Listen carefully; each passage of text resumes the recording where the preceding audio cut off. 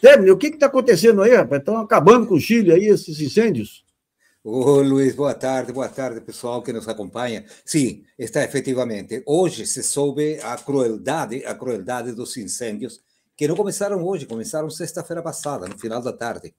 E para isso, para que se expandisse o fogo da forma em que se expandiu, contribuiu muito a secura do Chile nesta época do ano, né? No Chile, no verão, não chove como no Brasil. No Chile é seco, quente, queima, e, além do mais, nestes dias, um vento que já atingiu 65 quilômetros por hora, que conseguiu expandir e acabar com mais de 25.500 hectares de terra. 25.500 hectares. Isso ainda bem que é pouco, porque no ano passado dava para se construir 607 mil campos de futebol, o tamanho dos incêndios do ano passado. Este ano, sim, com maior crueldade, porque, de fato, e as últimas informações dão conta de aproximadamente 3.000 casas que foram totalmente queimadas. Isso, Puta. além das indústrias que estão nas proximidades de Viña del Mar, que é a cidade estrela do Chile, em termos de turismo e tudo, que é a cidade onde eu moro. Olha que é muito acaso, hein? Mas quando começou tudo isto? Na sexta-feira passada. E tem, claro, uma clara intencionalidade, de acordo com o que explica o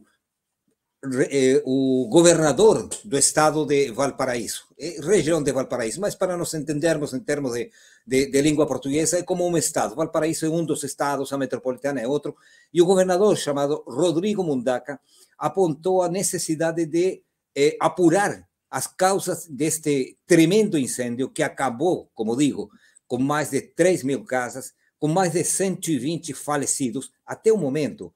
Veja, Luiz, esses 120 são os que estão declaradamente falecidos pelo Instituto Médico Legal, que é o serviço encarregado de fazer as autópsias e tudo isso. Por que razão? Porque tem muita gente desaparecida. Fala-se em aproximadamente 200 pessoas que não se sabe se estavam no lugar dos fatos ao momento de começar o incêndio, que se iniciou nos bosques, nas proximidades de uma lagoa aqui a uns 20 quilômetros de Valparaíso, que é a capital regional, né? Mas que atingiu principalmente 4 cidades, tá? Viña del Mar, Quilpué, Villa Alemana e Limache. Por que eu cito essas 4 cidades? Porque são um cordão onde, paralelamente, começaram os incêndios no mesmo horário.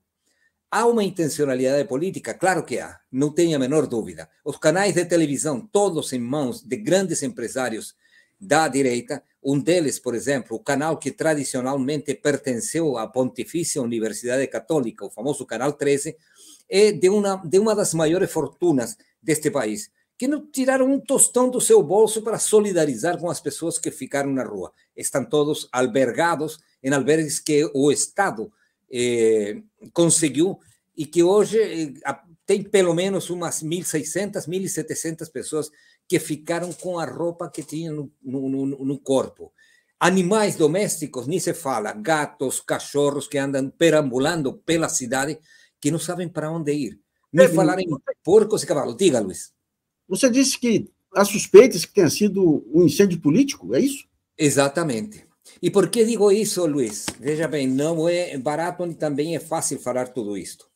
Os canais de televisão, principalmente um que chama Megavision, tem uma equipe de produção que se antecipa à chegada do câmera e do repórter que vai fazer uma entrevista. Se você fala em contra do governo, então fica aqui que eu vou te entrevistar.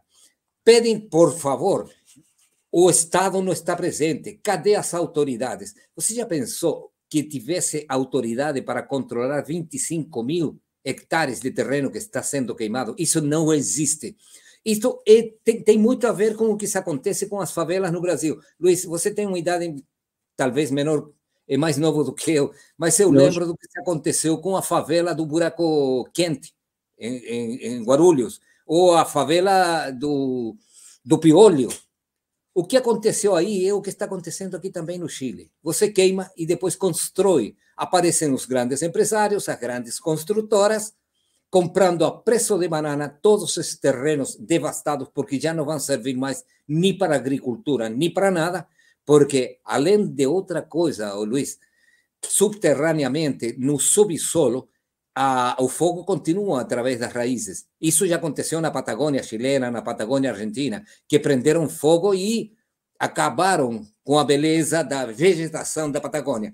Pois é, e contamos então com mais de 120 pessoas falecidas, o Estado presente em todos os lugares aonde se for necessário, porque para isso o Ministério da Agricultura tem um serviço chamado Corporação Nacional Florestal, olha que fácil, né? Mas, e eles têm corpos de... não são voluntários, eles são funcionários. Quem são voluntários aqui no Chile são os bombeiros. Os bombeiros não recebem salário. Os bombeiros que, produto da primeira Constituição apresentada ao país depois de uma discussão de um ano por 155 cidadãos independentes de partidos políticos, rejeitaram, assim, de olhos fechados, porque a campanha política, como hoje é feita com os incêndios, se fez também na campanha para rejeitar a Constituição Democrática que tinha sido elaborada e que garantia aos bombeiros dinheiro para a sua infraestrutura.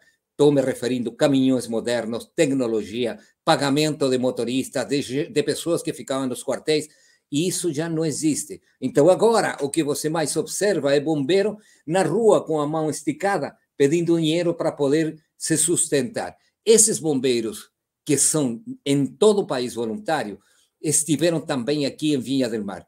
Apenas um exemplo. Eu fiquei emocionado quando, saindo fora de Viña del Mar, tinha que sair fora, no dia domingo de manhã, 11 carros de bombeiros, as pessoas aplaudindo na rua. E sabe por quê, Luiz? Porque eles vinham da região de Biobío. A região de Biobío fica aproximadamente 700 quilômetros ao sul de Viña del Mar. E eles vieram todos expor o seu corpo, sua família, sua vida, para poder salvar pessoas que, infelizmente, não têm mais nenhuma possibilidade. Veja quanto é a coisa. Aqui há um decreto-lei, e você sabe que decreto-lei é legislação de ditadura, porque se faz sem a aprovação de um parlamento, do poder legislativo, né? Então, o decreto-lei 701, entregue pela ditadura na época do Pinochet, subsidia num 75% plantações de monocultivo florestal durante 4 décadas. Quer dizer, você era amigo na época da ditadura das autoridades militares, conseguia esse subsídio de 75%, te entregavam dinheiro para tudo, comprar caminhão, para comprar árvores, para comprar terrenos e tudo. Hoje, isso ainda existe. E mais ainda, assim como no Brasil, os incêndios mais letais acontecem em lugares onde há favela, são 3 vezes mais do que em qualquer outro lugar. As diferenças entre o Chile e o Brasil é apenas idiomática, porque do resto se repete com muita crueldade. Tá? Você está dizendo que as regiões que foram incendiadas são regiões que, do ponto de vista imobiliário, são as mais cobiçadas, é isso?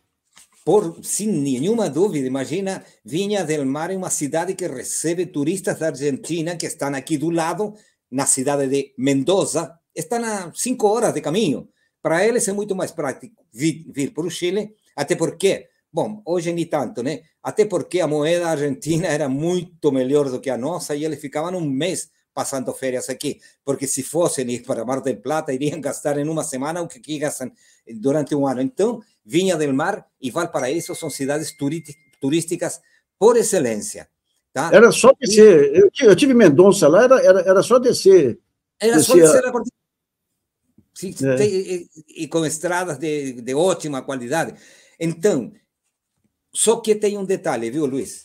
As áreas atingidas pelo fogo não são precisamente as áreas de atração turística, são os morros que estão em volta dessas cidades. Valparaíso tem um plano muito pequeno em comparação com os morros. E aí também tem um outro detalhe: nunca houve governo algum, tanto da ditadura quanto do período pós-ditadura, aquela que nós chamamos de democracia, que atacou esse problema. As pessoas com menos recursos começaram a invadir os morros de Viña del Mar, os morros de Valparaíso, construir de maneira artesanal, sem apoio de arquitetos, em terrenos que não lhes eram próprios. Isso não significa que estou fazendo uma crítica a isso. Eles não têm outra condição de moradia que não fosse se apropriar dos terrenos e construir basicamente aquilo mais parecido que tem com as favelas do Brasil.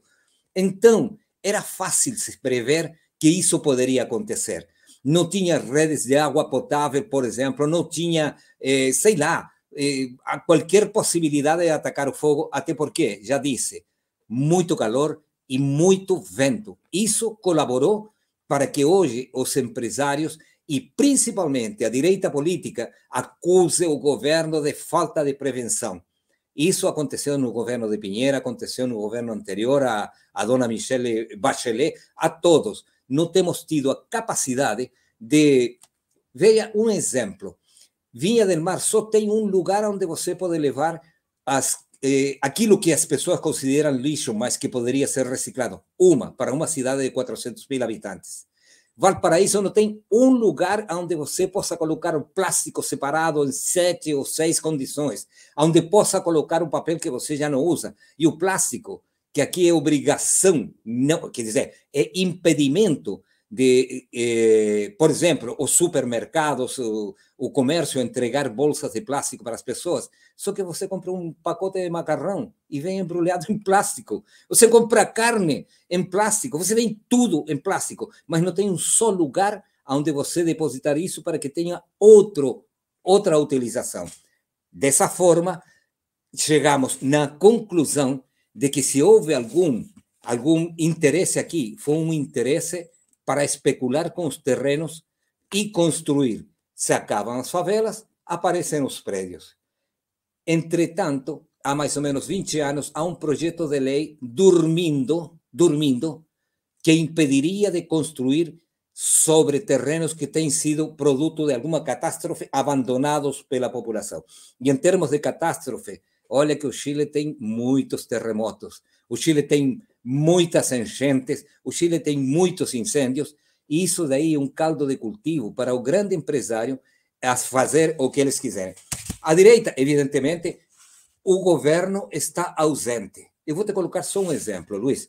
Tem uma parlamentar do Partido Republicano. Olha que nome original, hein? Me lembra a Trump, mas tudo bem. Eles se autoproclamam os patriotas. Ela chama-se Chiara Barquesi.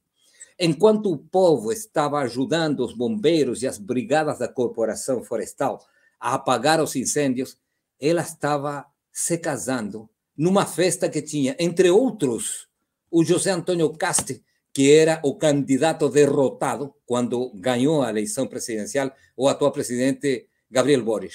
Mas não é o fato delas ter se casado aquele dia, porque seguramente estava programado, mas é o fato que simplesmente ela é a representante das 4 cidades que eu estou te falando. Quer dizer, seu povo, aquele que votou nela, se queimando, e ela celebrando com champanhe, perdão, com, como chama agora esse vinho, por esse lado, entendeu?